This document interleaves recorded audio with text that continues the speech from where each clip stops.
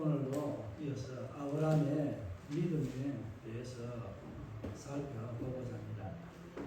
지난 시간에 살펴봤던 것은 아브라함이 하나님 앞에 부름받을 때, 그러니까 하나님의 택함을 받은 그 때에 보였던 믿음을 말씀을 드렸습니다. 핵심을 말하면 아브라함은 그 하나님의 부르심을 받을 때에 그 말을 들을 때 즉각적으로 순종했다는 것이고, 순종하면서 하나님이 지시하는 그 땅, 보여준 땅으로 가면서 그는 그곳에 정착하며 살 때에도 이 땅이 여기가 완전한 나의 삶의 종착이 아니라 내가 더 나은 곳, 더 하나님이 지은 틀을 바라보는 천국을 향해서 가는 그런 삶을 살았다라고 하는 것을 히브리서 기자가 말하는 것을 오늘 지난번에 말씀을 좀 드렸습니다. 그 이후에는 이 사례에 대해서 말하는 것들이 오늘 16절까지의 내용에 포함이 되어져 있기 때문에 사례에 대해서는 그렇게 말씀을 드리지 않고 바로 아브라함의 믿음에 대해서 이제 하나님께서 아브라함을 부를 때 아브라함 믿음을 순종이라고 말하고 본향을 향해서 가는 나그네 삶이었다면, 오늘 하나님께서 약속한 것, 하나님이 그를 불러서 복 주시겠다고 했던 그 약속 가운데 이루어진 것, 가장 큰 것, 민족, 자기 몸에서 태어난 그 자녀를 통해서 퍼져나갈 그 많은 민족들에 대해서, 사람 자손들에 대해서 이제 하나님이 그에게 요구하는 것, 시험하였을 때에 아브라함의 보인 반응을 말씀을 하고 있습니다. 이렇게 히브리서 기자는 구약의 한 부분을 꺼내서 하는 것이 아니라 이 아브라함의 삶을 두고 보았을 때에 이런 삶을 살았다라고 하는 믿음에 대한 증거를, 아브라함은 이런 믿음의 삶의 증거를 가졌다라고 하는 것을 기록해 놓고 있습니다. 저와 여러분에게도 내 삶이 한순간순간 힘들고 어렵고 어려운 시간들이 나날이 겹친다 할지라도 내 인생의 마지막 주님 품에 설 때에 오늘 히브리서 기자가 한 사람의 믿음을 평가하고 또 다른 한 사람의 믿음을 평가했을 때에 이와 같이 믿음의 사람이었다라고 하는 평가를 내린 것처럼 저와 여러분이 주님 앞에 섰을 때 마지막 저의 재림의 날, 또 하나님의 부름받는 그날에 설 모든 믿음의 자녀들이 하나님 앞에 이와 같이 믿음으로 살아온 자녀들이라, 내 자녀들이라고 하는 그런 하나님의 예수님의 칭찬을 받는 저와 여러분의 삶이 되기를 주의 이름으로 축복합니다. 우리가 믿음을 말할 때 몇 번을 여러 번 나눠서 또 말씀을 드리는 것이 있기 때문에 오늘 아브라함의 믿음에 대해서 두 번째 시간을 가졌는데, 오늘 아브라함의 믿음에 대해서 말할 때 오늘 아브라함에 있어서는 어떻게 보면은 일생일대의 가장 큰 시험이라고 할까요? 그런 위기가 그의 삶에 찾아왔다라고 말할 수 있습니다. 이것은 그냥 내가 당하고 싶고 당하는 것이 아니라 이 하나님께서 내가 네게 준 것들 있는데 그 가운데 내 아들 이삭 독자잖아, 그것을 내게 한번 번제로 바쳐봐라, 그렇게 하나님이 아브라함에게 요구하십니다.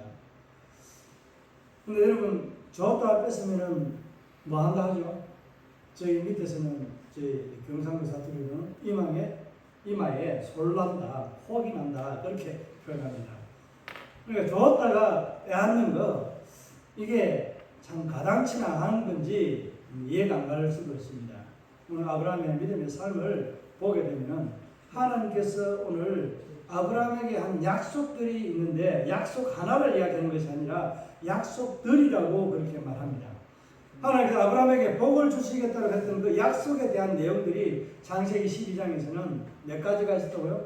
크게는 3가지지만 7가지가 있었다고 말씀을 드립니다. 그러니까 하나님께서 아브라함을 부를 때에 내가 너로 큰 민족을 이루게 할 것이고 또 내 이름을 창대케 해준다는 것, 유명해지게 한다는 것, 그리고 국가를 이루어서 그 민족이 네 자손이 한 국가를 이루게 된다. 그리고 뭐 하는 거예요? 그 국가를 이룬 네 민족이 네 백성이 살아갈 땅을 주겠다 하는 것. 그러니까 민족을 이루고 국가를 이루어서 땅을 주는 것. 그러니까 민족이 하나고 땅을 주는 것 하나고, 하나는 뭐예요? 복의 근원이 되라. 너도 복이 될지라고 그렇게 하는 겁니다. 이 세 가지를 가장 크게 아브라함이 받은 복이라고 말합니다. 그 외에도 하나님께서는 아브라함에게 너를 저주하는 자에게 내가 저주하고 너를 축복하는 자에 내가 축복하고 이런 말씀들이 있잖아요. 이런 것들이 아브라함에게 주신 복들입니다. 그 가운데 자손이라고 하는, 민족이라고 하는 이런 큰 나라를 이룰 수 있도록 하는 하나님의 약속 가운데 있는 그 큰 약속을 하나님은 씨 하나라고 준 이삭을 내게 한번 그것도 죽여서 불에 태워서 하는 제사를 한번 해봐라 라고 아브라함에게 요구하신 겁니다. 이 사건은 창세기 21장에서는 약속의 씨에 대해서 말씀하고 있지만 22장에서는 아브라함이 번제를 드릴 때에 이삭을 번제를 드리기 위해서 장작을 가지고 종을 데리고 가서 그 모리아산에 올라갈 때에 5장에 보면 아브라함의 믿음이 어떤 믿음을 가졌는지 오늘 히브리서 기자가 말하고 있는 부활에 대한 신앙에 대해서 여기 5절에 이제 창세기 22장 5절에 내가 내 아들 이삭과 함께 저곳에 가서 번제를 하나님께 드리고 다시 그와 함께 돌아온다라는 약속의 말을 남깁니다.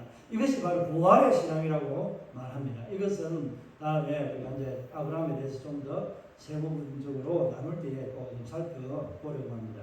거기에는 아브라함에게는 뭐가 있었다고요? 부활의 신앙이 있다는 것을 전제하면서 히브리서 기자가 오늘 17절에서 19절에 있는 말씀을 가지고 19절에 그가 부활로 도로 이삭을 죽이고 하나님께서 그 받으시고 이삭을 다시 살려서 돌려보냈다는 내용을 19절에 그렇게 말씀하고 있습니다. 그러니까 부활은 우리에게 분명한 사실이다 아니다. 분명한 사실이라는 것을 좀 강조하는 거예요.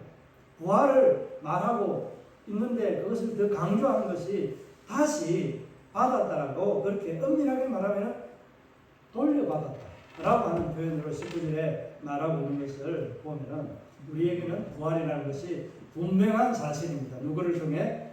예수 그리스도를 통해서 우리에게 주어진 부활의 은혜, 영광은 분명하고 부인할 수 없는 우리의 가장 크나큰 소망 중에 하나입니다. 이것을 믿는 저와 여러분에게 이 부활의 소망이 하나님의 나라의 영원한 생명을 가진 그런 복된 존재라는 것을 알 수 있게 해주는 그런 말씀이라는 그런 믿음으로 살아가시기를 주의로 축복합니다. 오늘 본문의 말씀을 보면은 이제 창세기 22장에 보면은 좀 더 자세하게 기록되어 있지만 오늘 이제 이 히브리서 기자가 말하고 있는 아브라함의 믿음에 대해서 말할 때에 아브라함은 그 시험을 받을 때에 어떻게 했는가? 이 믿음과 행함이라는 것이 따로 떨어져서 행동을 했는지 아니면은 믿음이라는 것, 아브라함이 믿었고 또 부름을 받을 때 순종했던 것처럼 이 순종은 행함으로 나타나는 거죠. 믿음이라는 행함, 이 떼어놓을 수 없는 이 관계 속에서 오늘 아브라함은 믿음 가운데 하나님이 요구하는 것 그대로 순종함으로 행함을 보여주게 됩니다. 여러분, 하나님이 내어놓으라고 할 때 내어놓을 수 있는 그런 순종의 믿음이, 행함이 여러분 안에 얼마나 있는지 적극적인 순종, 적극적인 행함으로 하나님 앞에 보여드리는 여러분의 믿음이 하나님 앞에 고백되어지는 삶이 얼마나 되는지 한번 짚어보시기 바랍니다. 이 말씀을 생각하면서 이게 하나님께 주시겠다는 약속들이 많이 있었다라는 표현을 17절에서 하고 있는데 우리에게는 이와 같이 아브라함에게 한 약속 7가지뿐만 아니라 우리에게는 엄청나게 많은 하나님의 약속이 담겨 있습니다. 이 세분적으로 말하면 너무나도 많습니다. 크게 말했을 때 아브라함이 받은 이 복에 대해서 그대로 우리가 다 받아 누리게 된다는 것을 알 수 있습니다. 우리를 하나님께서 축복하는 자에게 우리를 그 사람에게 뭐 하는 거예요? 우리를 축복하는 그 사람에게 하나님은 복을 주신다는 거예요. 하나님의 백성을 괴롭히면 뭐 하겠다는 거예요? 저주하면은 오히려 저주가 그의 머리를 돌아가는 거예요. 내가 그를 저주하고 네가 말한 대로 그 이상을 갚아줄 수 있는 게 하나님이시라는 겁니다. 요즘에 중동에 일어나고 있는 이란과 이스라엘 전쟁이 일어나고 있습니다. 이것은 성경에 기록되어져 있는 아브라함의 부름받은 그런 것이기도 하고, 또 이 메대 바사라고 하는 이 나라들이 고레스에 일어났던 그런 수상국 이런 것들이 있었던 배경을 깔고 있는 나라가 바로 이란입니다.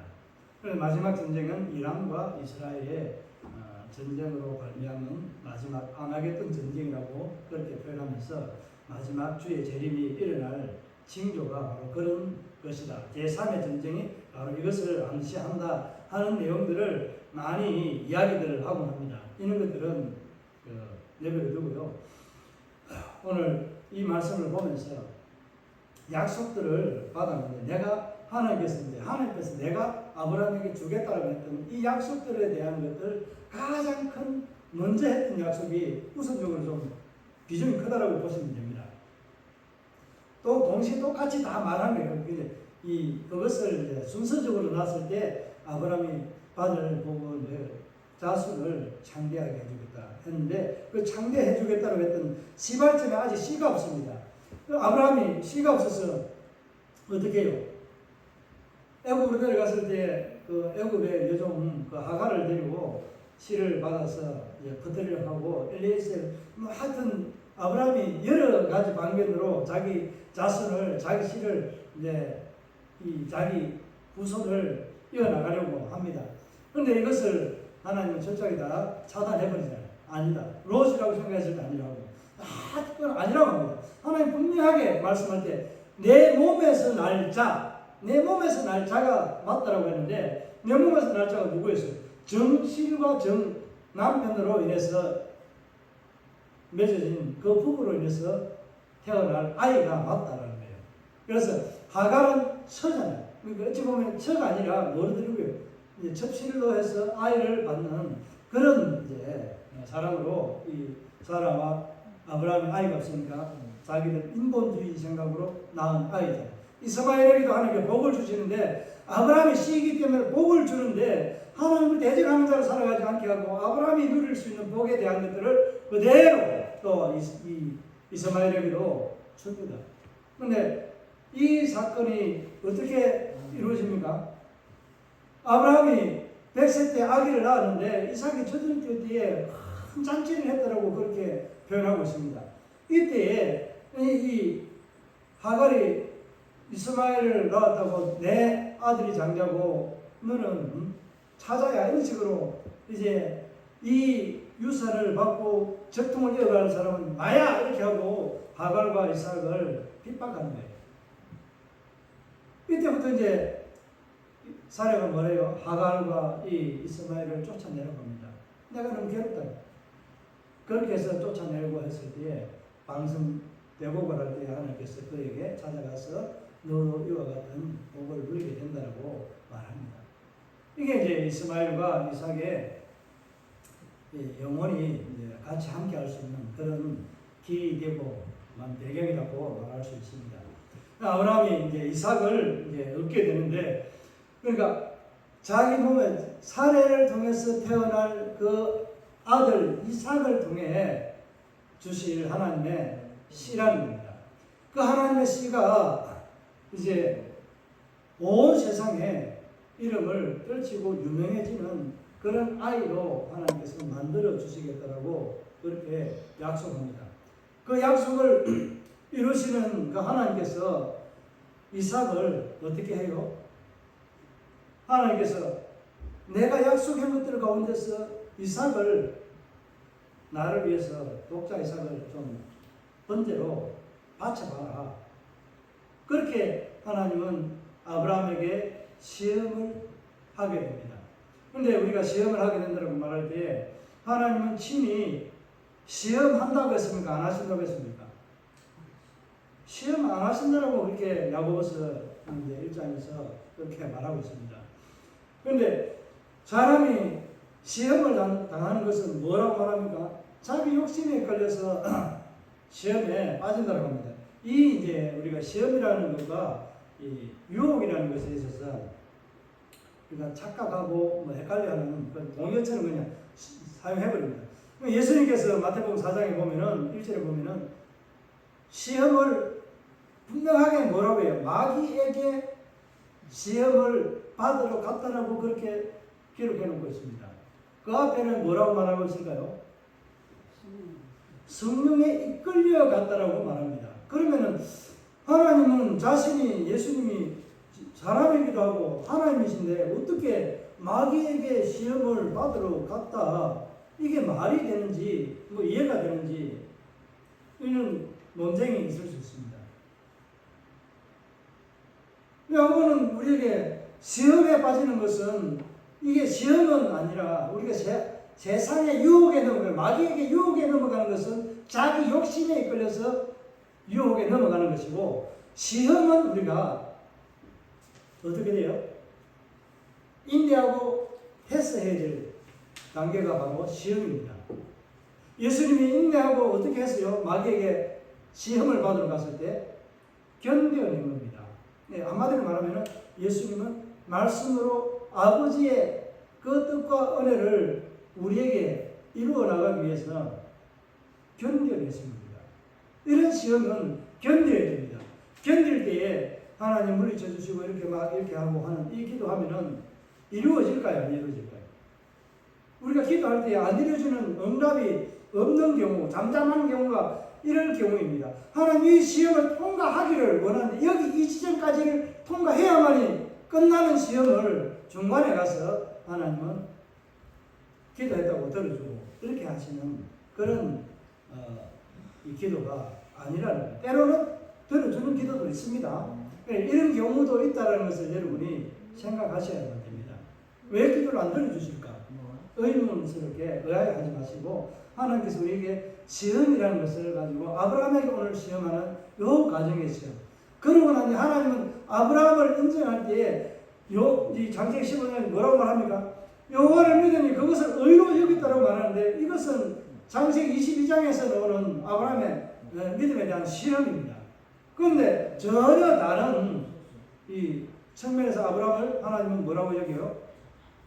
믿는다고 한 것에 대해서 어렵다고 여기는 것으로 끝났습니다. 시험을 통과했기 때문에 네 믿음이 정말 진짜 되기네, 나를 향한 그런 믿음이 있네 라고 말하는 것이 아니라 하나님은 우리를 믿는 것 자체로 우리를 어렵다고 여기는 겁니다. 때로는 이 아브라함에게 했던 시험처럼 우리에게 약속들을 하고도 이렇게 저렇게 할 수 있는 시험을 할 수 있다는 겁니다. 테스트를 할 수 있다는 거예요. 이 시험은. 그러니까 테스트는 내가 정말 믿음의 사람인지 아닌지에 대한 것들을 보여주는 거잖아요. 하나님께서 왜 이렇게 하셨을까 하는 것을 생각했을 때 아마 하나님은 아브라함이 믿음의 조상이라고 복의 근원이 된다고 할 수 있는, 복이 된다고 했던 이 하나님의 약속을 이루어 나갈 수 있는데 그냥 그저 내가 아브라함 택해서 이렇게 복을 주고 이렇게 했다 하는 것보다는 아브라함은 이러한 믿음으로 믿음에 대한 행위를 내게 보여줬다는 것을 후대에 남겨놓기 위해서 아마 하지 않았을까 하는 생각을 해보게 됩니다. 무슨 말 이해갑니까? 여러분의 행위에서 믿음을 시험하는 그 행위가 내 믿음의 후손들에게 본이 되고 이 귀감이 될 수 있는, 우리가 간증이라고 할 수 있는 이런 이 말로서 남아있을 수 있도록 영원히 나의 믿음에 대한 것들을 증거할 수 있는 그런 믿음, 나도 막연하게 믿음을 살아가는 것이 아니라 내 조상 아브라함과 같은, 우리 선조 누구와 같은 그런 믿음으로 살아갈 수 있는 삶을 이와 같이 살면 되네 하는 것을 보게 되는 거예요. 이게 모형과 모델로 예표적으로 보여주는 것이 바로 아브라함이 하나님 앞에 시험을 받은 독자의 선을 드리는 이 번제의 시험이 아닐까라고 생각해 봅니다. 이것을 생각하면서 이런 생각을 한번 해봤습니다. 하나님 약속들이라는 것을 이제 말씀했는데 모든 것을 하나님께서 우리에게 약속한 것들 가운데서 10의 1이라는 것, 하나님 이 세상의 모든 것들을 다 우리에게 주셨습니다. 그리고 내가 뭐 곡식을 거두는 직장생활을 하던 이 개념은 지금 올해란다. 요즘에는 현대시대에는 농사 짓지 않기 때문에 11조 안 해도 된다. 이 지금 드리는 멍청한 이상한 목사들이 수금하는 과정으로 생각하고 성도들을 옥죄한다 이렇게 말하는 표현들을 하고 있습니다. 이 사람은 성경을 어디로 믿는지 모르겠어. 눈으로 믿는지 아니면 이거로 믿는 건지. 인본주의 사상을 가지고 구약 성경의 말씀 그러면 지금 그때 하나님이 신약시대의 하나님하고 어떻게 똑같아요? 지가 말하는 그대로 하는 것들은 다르죠. 왜 그것을 가지고 이 사회, 문화, 이 경제가 바뀌었는데 그 11월 1일 하나님 앞에 드려야 된가? 안 드려야 된다 이렇게 하는 이런 멍청한 신학자도 있고 목회자도 있습니다. 이 말을 따르는 사람들도 많아요. 이것을 오늘 보면서 이게 10의 1도 똑같은 개념으로 볼 수 있다는 생각을 제가 한번 해봤습니다. 왜 하나님께서 모든 것을 우리에게 주셨는데 10의 1, 10개 중에 그러니까 100개 중에 1000개든지 간에 모든 것들 가운데 그 가운데 하나를 내 것이라는 것을 말하고 있습니다. 그것을 네가 내게 줘봐라. 그러면 내가 주면은 내가 그냥 받는 것이 아니라 뭐라고 말합니까? 하나님 말하기 신자에서 내가 어떻게 우리가 하나님 앞에 하나님께 도둑질하고 눕는 것 저는 것을 왜 그렇게 했습니까? 할 때 우리가 어떻게 하나님 것을 떼어먹었습니까? 할 때 하나님은 네가 내게 한번 시내를 제대로 해봐라. 그러면 내가 너의 삶의 곳간에 차고 넘치도록 흔들어서 부어주지 않는가? 하나님은 시험해보라고 말합니다. 한번 테스트 해보라고 하는 거예요.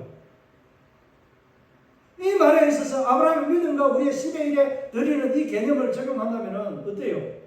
하나님 모든 것을 드리는 10의 1을 드리지 않는 것은 하나님 앞에 내가 내 삶의 행위를 아브라함처럼 보여주지 않은 행위의 삶이 되는 것이고 무늬만 믿음으로 살아간다고 말하는 무늬 좀 개살구와 같은 그런 구원받지 못한 하나님의 백성이라고 말할 수 있습니다. 구원받은 하나님의 백성은요 믿음이라고 내가 말하는 그 고백과 같은 삶의 행위로 아브라함처럼 나타나야 됩니다. 그리 아니하실지라도 하는 다니엘의 그 친구와 다니엘과 같은 이런 믿음도 우리에게 있어야 됩니다. 이게 아브라함이 보여주는 믿음이에요. 믿음을 말할 때 믿음으로 받은 것에 대해서 내가 놓으라고 할 때에 그 약속의 첫 번째 근원이라고 할 수 있는 그 아들 독자 이삭을 내게 드리라고 말합니다. 여러분 같으면 여러분이 만약에 이 지금 장세기 22장의 상황을 그대로 알고 있기 때문에 내용을 가지고 오늘 히브리서 기자가 말할 때 독자 이삭을 바칠 때에 하는 이 말들을 간단하게 기록해 놨습니다. 18절에서는 뭐라고 말해요? 내시라고 말할 때는 내 몸에서 날 내 자손 이삭이라는 단어를 써서 아들 이삭이라는 것을 꼭 집어서 말합니다. 아브라함에게 있어서는 씨는 누구예요? 이삭이지만 이삭이 또 다음 씨를 내는 것이 바로 그 자손이 바로 뭐예요? 아브라함이 약속받은 자손들에 대한 흘러가야 될 계보라는 겁니다. 아브라함 믿음의 자손들의 계보가 바로 아브라함과 이삭과 야곱으로 흘러가는 12지파로 흘러가는 이 민족들이 바로 아브라함의 후손들이라는 겁니다. 여기는 이방인들까지도 포함이 되어 있다는 사실입니다. 그렇게 여러분 만약에 여러분에게 있는 귀한 독자 하나님 위해서 내가 그러라는 거 다르게 표현하면 뭐라고 이야기할 수 있을까요? 저는 이것을 목회자로 들어 쓰도록 내어놓는 그런 삶이라고 말할 수 있습니다. 뭐 좀 이거는 논란의 소지가 있기 때문에 비교하자면 그럴 수 있다는 거예요. 저는 제 자녀들이 3명 다 주님 쓰시겠다면 다 얘들이 하나님 앞에 쓰이도록 다 내어놓겠습니다. 얘들이 순종하든지 안 하든지 이것은 그들의 몫이지만은 제가 받은 비전은 얘들이 다 주를 위해서 쓰임받아야 될 존재들이었다는 겁니다. 이들 태어날 때 하나님께서 보여주신 그런 은혜들이라고요. 딸은 제외하는 것이 아닙니다. 딸도 역시 마찬가지예요. 주를 위해서 쓰임받는 것만큼 더 이상 기쁜 그런 게 없습니다. 여러분의 가정이 주를 위해서 쓰임받고 헌신하는 이보다도 더 좋은 은혜의 복은 여러분의 가문에 없다라고 저는 생각합니다. 그래서 아브라함은 이렇게 하나님 앞에 받은 정말 100살이 되어서 태가 닫혔는데 열린 거예요. 그래서 웃음이라고 하는 웃을 수밖에 없고 기가 막힙니다. 이름을 그래도 기막힌이라고 안 지어놓은 말은 다행입니다. 웃음이라고 하는 이삭을 이름을 짓게 됩니다. 왜? 하나님의 말을 뭐로 듣는 거예요? 아브라함도 믿음이 있었지만 뭐로 듣는 거예요? 쉽게 보면은 은가시 주신다는 거 지은 것 아니는데 뭘 어떻게 준다는 거예요? 살아도 이제 갱수도 끊겨가지고 안 되는데요. 뭘 가지고 할 수 있어요? 이런 생각이 들었기 때문에 웃었지 않았겠어요? 사람은 웃었어요? 아브라함도 웃었어요? 둘 다 웃었습니다. 여러분에게 지금 현재 이와 같은 이야기를 한다. 우리 교회가 이렇게 될 거다는 이 이야기들을 할 때 여러분은 어떻습니까? 이 믿어집니까? 아니면 웃음이 나와요? 기가 찹니까? 한번 생각해 보시기 바랍니다. 하나님은요, 보이는 것에 다 연연하지 않습니다. 보이는 것이 다 아니에요. 보이지 않는 곳에 일어나고 있는 이 사건들, 우리가 잘 알잖아요. 홍해를 건널 때 보이지 않는 저 동편 끝에서부터 일어나는 그 하나님의 바람, 이것이 바로 홍해를 마른 땅같이 건너갈 수 있도록 하나님은 역사하고 있습니다. 우리가 절망 가운데 있을 때 뒤로는 더 이상 후퇴할 수 없는 거, 앞으로 더 나아갈 수 없는 거, 우리가 하나님만을 바라보고 하나님께 은혜를 구하는 이런 자리에 서 있을 때 하나님은 우리에게 외부에서부터 내 안에서 역사하는 것이 아니라 내 안에서 역사하는 것은 이미 시작했잖아요. 내가 하나님을 바라보았기 때문에 하나님은 그 바라보는 그 믿음을 보고 주변에서부터 역사해야 들어오는 게 됩니다. 이런 은혜가 저와 여러분의 가정에게 나타나기를 주의 축복합니다. 그래서 아브라함이 이삭을 받았을 때 그때 드린 상황들은 22장에서 참고하면은 말 수 있다 했지만은 하나님께서 강조하고 있는 것은 누구를 강조하고 있어요? 아브라함의 믿음을 강조하고 있지만은 하나님의 약속이 성취되는 것에 대해서 말하고 있는데 이삭을 강조하고 있습니다. 그죠? 아브라함에게 주시겠다라고 했던 약속 하나 그거 잃어버리고 내가 그냥 데려가 버리는 것이 아니라 이것을 통해서 이제 큰 민족을 이루게 되고 내가 내게 약속했던 그 국가 내 이름을 두고 너희를 통해서 세상 나라가 하나님께로 돌아올 수 있는 내게로 돌아올 수 있는 제사장 나라의 통로로 수종되는 자로 쓰겠다라고 하는 하나님의 약속을 이삭을 통해서 시작하고 있다는 겁니다. 시작은 아브라함 믿음부터 시작이 되었지만은 그 시작의 출발점은 이삭이 그 하나님의 약속을 굴러가는 굴렁쇠가 되고 그 이삭을 복주고 이끌어 가시는 성령님께서 그 굴렁쇠에 뭐라고 해야 되나 우리 어릴 때 그 자전거 바퀴 굴러가면 참 좋고요. 안 그러면 쇳덩어리 그 철사 깡치 같은 거 연결해가지고 그거를 링을 만들어서 밀고 가는 거 있습니다. 그걸 갈 때에 약간 U자처럼 해가지고 작대기 만들어서 쭉 밀고 갑니다. 이런 것들을 하는 것처럼 하나님께서 아브라함을 통해서 하신 약속을 이삭을 통해 굴러가는 거예요.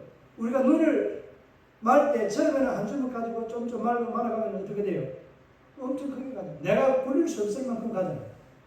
그렇게 하나님은 아브라함에게 이와 같은 복을 주시겠다는 약속들이 많이 있었는데 그 가운데 하나 힘든 것, 가장 내가 내어놓기 어려운 것들을 하나님은 아브라함에게 실험하셨다는 겁니다. 그때 그 시험에 아브라함은 어떤 반응을 보이는가 하는 것에 대해서 오늘 본문에서는 19절에 뭐라고 말하고 있어요? 우리 19절 한번 읽겠습니다. 시작. 그가 하나님이 능히 이삭을 죽은 자 가운데서 다시 살리실 줄로 생각한지라 비유컨대 그를 죽은 자 가운데서 도로 받은 것이라. 왜 앞에 제가 설명드렸지만 비유컨대 왜 이삭을 하나님께서 아브라함에게 도로 다시 준 것이라고 그렇게 말한 건지 이것은 부활의 신앙에 대해서 그렇게 말하고 있다고 말할 수 있잖아요. 그래서 이것은 창세기 22장 5절에 이 종들을 두고 내가 다시 돌아오겠다, 내 아들과 돌아오겠다 하나님께 번제하고 돌아오겠다는 이것에 이미 부활의 신앙이 담겨 있다는 것을 잘 증명해주는 본문의 그 말씀이라고 그렇게 말씀드렸습니다. 그런데 이처럼 오늘 말씀하고 있는 배경은 그 아브라함이 했던 행동들을 다 보았을 때에 이 오늘 여기서 19절에서 말하고 있는 이 단어 하나가 좀 우리가 주목해야 될, 뭐 크게 그건 아니지만 주목해야 될 단어가 바로 여기 있습니다. 이 히브리서 기자는 아브라함이 어떤 생각을, 어떤 믿음을 가졌는지라고 말할 때에 뭐라고 이야기하고 있어요? 생각했다라고. 이 간주하다, 여기다, 믿다 하는 이런 단어와 같은 그런 확정된 단어입니다.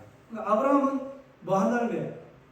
아브라함이 태의 문이 닫히고 다 닫힌 상태에서 이삭을 약속을 받았고 내년 이맘때 내가 아이를 낳고 있을 것이다 했을 때 그 약속을 받았잖아요. 그러니까 가능할 때 한 거예요. 불가능할 때 받은 겁니다. 하나님은 가능할 때 약속을 받았지만 불가능할 때 이 일들을 이루어 주신 거예요. 모든 것이 불가능하다고 생각하고 포기했다라고 할 수 있는 이때 이 시점에 하나님은 아브라함과 사라에게 태의 문을 열고 이삭이라는 이 귀한 하나님의 이 약속의 씨를 주게 됩니다. 그렇기 때문에 하나님께서 그것을 도로 다시 달라고 할 때는 내가 한번 바쳐봐라, 번쩍 내려봐라, 죽여봐라 이렇게 했을 때 하나님은 뭐 하는 거예요? 없을 때도 이삭을 그렇게 주었는데 데리고 가도 어떻게 한다는 거예요? 다시 줄 수 있는 하나님의 능력이 있다는 것을 아브라함이 믿은 거예요. 무엇을 믿었다고요? 하나님의 능력을 믿었다는 거예요. 저와 여러분 이런 하나님의 능력을 믿는 신앙의 삶이 우리 안에 좀 더 풍성해지기를 바랍니다. 아무것도 다른 사람 다 포기했을 때 우리가 하는 말로 있잖아요. 세상 의사들이 포기했을 때 우리 하나님의 시작할 때라고 그렇게 말하잖아요. 말은 그렇게 잘합니다. 실질적으로 당해보면 그게 가능할까요? 어렵습니다. 제가 아까 시대를 말씀을 드리다가 거듭에서 끊었는데 시대일이 동일하다는 거예요. 하나님이 우리가 모든 걸 주는데 준 것 가운데 하나 내버려요. 이거는 시대일이 더 쉬운 거예요. 나머지를 내가 다 가지는데 아브라함 어떤 시험을 받았어요? 딸랑 하나밖에 없는 그 씨, 이게 씨를 번창하고 해나가야 될 지금 종자씨는 뭐라고 합니까? 굶어 죽어도 그 종자씨를 먹어야 안 먹어요? 안 먹는다잖아요. 농사꾼은. 내가 지금 죽어도 오늘 이것을 먹으면 나는 살 수 있지만 내일이라고 하는 자녀들이 못 살게 돼요. 내면이 없는 거예요. 그렇게 농부들은 종자는 절대 죽어도 안 먹는다고 하는 것처럼 하나님께서 왜 종자라고 할 수 있는 싹이라고 하는 이삭을 내어놓으라고 할 때는 어떤 시험이에요?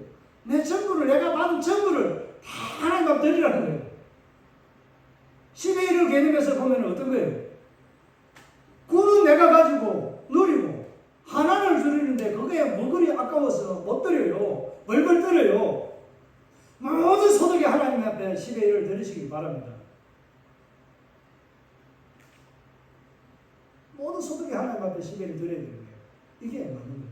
모든 걸 왜 하나님께 주셨기 때문에. 나머지 다 누리고 내가 하나 드리는 거예요. 이삭보다도 더 귀한 존재를 내어놓으라는 것도 아니고 하나님 앞에 받은 것 전부를 내어놓으라고 하는 이런 시험 앞에 아브라함은 어떻게 했다고요? 18절에 있는 믿음이 그것을 우리 기자가 말하고 있지만 하나님이 보증하는 말들을 하고 있지만 이 18절에서 뭐라고 말하고 있어요? 우리 18절 한번 읽고 말씀을 정리하도록 하겠습니다.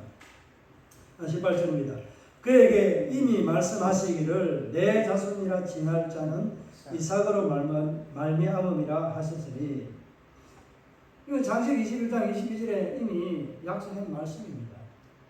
그런데 그래놓고 이삭을 내게 바치라고 하는 거예요. 네 모든 것을 다 내어놔봐라. 이렇게 하는 하나님의 그 시험에 있어서 아브라함은 어떤 믿음을 가졌다고요? 부활의 신앙. 하나님이 없는 것에서 있게 만드시는, 무에서 유를 만드시는 그 하나님의 능력을 믿었다는 거예요. 우리에게도 이와 같은 하나님의 능력을 믿는 믿음이 더 풍성해지기를 주의 이름으로 축복합니다. 그리고 하나님께서 없는 것에서 무에서 유를 만든 것처럼 하나님께서 그 모든 절망 가운데 있을 때 찾아오신 하나님께 약속했던 그 자녀의 씨를 내어놓으라고 할 때 아브라함은 자녀를 이삭을 하나님께 드리는 기쁨보다는 어떤 믿음을 가지고 있었을까요? 부활이라는 믿음을 가지고 있습니다. 부활의 소망을 가지고 있다는 그 믿음. 오늘 저와 여러분에게 이와 같은 믿음이 있기를 주의 이름으로 축복합니다. 아브라함에게 있는 믿음은 오늘 이브리스 기자가 말하고 있는 것처럼 이 11장에서 아브라함에 대해서 말하는 것은 아브라함은 믿을 때에 순종함으로 반응을 보이는 것이고, 반응과 믿음과 아브라함의 믿음의 고백과 그의 삶의 열매들을 보게 되면, 반응을 보게 되면은 믿음을 부를 때에 믿음으로 하나님 앞에 순종했다는 것이고, 또 하나는 하나님 앞에 지체할 땅으로 가는 그 모든 과정에 있어서 하나님 약속의 땅에 가서도 어떻게 살았다고요? 거기가 끝난 자리가 아니고 내 영원한 자리가 아니라 하나님이 틀을 만들었다는 것을 이후에 말하고 있는 이 말씀들을 쭉 할 때에 16절에서 강조하고 있는 이 말씀이 바로 본향을 향해서, 천국을 향해서 가는 그런 소망이 있는 믿음을 가졌다라고 말하고 있습니다. 아브라함의 믿음은 순종하고 본향을 향해서 가는, 이렇게 더 나은 것을 사모하는 이런 믿음을 살았다는 겁니다. 그리고 또 하나를 또 오늘 여기 본문에서 말하고 있는 거예요. 아브라함의 믿음은 큰 시험 앞에 하나님 앞에 전부를 드릴 수 있는, 받은 것 모든 것에서 전부를 드릴 수 있는 그런 믿음이 있었다는 겁니다. 아브라함의 믿음은 전부를 드릴 수 있는 믿음, 그런 믿음이 있었다는 거고, 자기 아들 이삭을 드릴 때 가졌던 그 믿음의 배경은 뭐다? 전부를 드릴 수 있던 믿음의 배경은 뭐다? 부활입니다. 하나님이 없을 때 아이를 열어서, 태문을 열어서 주신 것처럼 아무것도 없을 때 다시 받은 이런 은혜를 받을 수 있다는 거예요.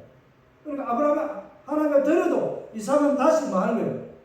다시 돌아받는다는 거예요. 오늘 이 표현들을 다시 돌아받는 이 표현을 비유컨대라고 말하면서 다시 돌려받은 거라고. 그러니까 부활의 이 아들을 받은 거라고 말하잖아요. 그러니까 아브라함의 신앙은 어떤 신앙이라고요? 순종하는 신앙이고, 본향을 향해 나가는 신앙이고, 하나님 앞에 뭐 하는 신앙? 전부를 드리는 신앙의 삶이고, 그 전부를 드리는 신앙의 삶에 뭐가 있다고요? 부활의 신앙이 있다는 겁니다. 오늘 우리 안에 이런 믿음이, 아브라함의 믿음이 크게 정리해서 그렇다는 거예요. 더 세세하게도 나눌 수도 있습니다만, 우리가 오늘 살펴본 아브라함의 믿음의 특징들은 그렇다는 겁니다. 여러분 안에 이런 소망이 있기를 바랍니다. 한 가지를 더 말씀을 드릴까 말까 고민하고 있는데 시간이 좀 가기 때문에 말씀을 안 드리자니 그렇고 드리자니 그런데, 아브라함의 믿음을 우리가 말하면서 전부를 드리는 이것에 있어서 우리의 삶에서 나는 어떤 것을 하나님 앞에 전부를 드리기를 원합니다. 하나님은 내 삶을 뭐 하는 거예요? 예배자의 삶으로 아드시고 있다잖아요. 로마서 12장 1절에서부터 2절까지의 그 내용을 담고 있고, 로마서 이제 이 3절부터 뒤로 9절까지가 이제 여기 보면은 그 삶을 구체적으로 예배를 드리는, 내가 주체가 돼서 하나님 앞에 드리는 세상을 향해 나아가는 제사의 삶은 어떤 제물로 네가 드려야 되는가, 살아야 되는가에 대해서 말씀하고 있거든요. 오늘 아브라함의 이 믿음을 보면서 저와 여러분이 이 아브라함의 이 믿음이 정말 여러분의 믿음이 되기를 믿으시면은 아멘 하시기 바랍니다. 이 믿음대로 아멘해서 여러분 고백이 아브라함의 믿음과 같은 복을 누리는 그런 복된 성도의 삶이 되게 된 것을 축복합니다. 예수 이름으로 다시 한번 축복합니다. 다음에도 계속해서 아브라함의 믿음에 대해서 이제 창세기 12장 보름 앞에서부터 받은 복들에 대해서 좀 살필 수 있는 것을 좀 끊어서 이렇게 살펴보려고 합니다. 우리 다 함께 오늘 하나님께서 아브라함을 부르시고 복 주신 것에 대해서 시험하였던 그 시험을 우리가 어떻게 바라보고 또 우리가 어떻게 수행해야 될 것인지에 대해서 살펴보면서 한번 우리 결단하는 시간을 가지도록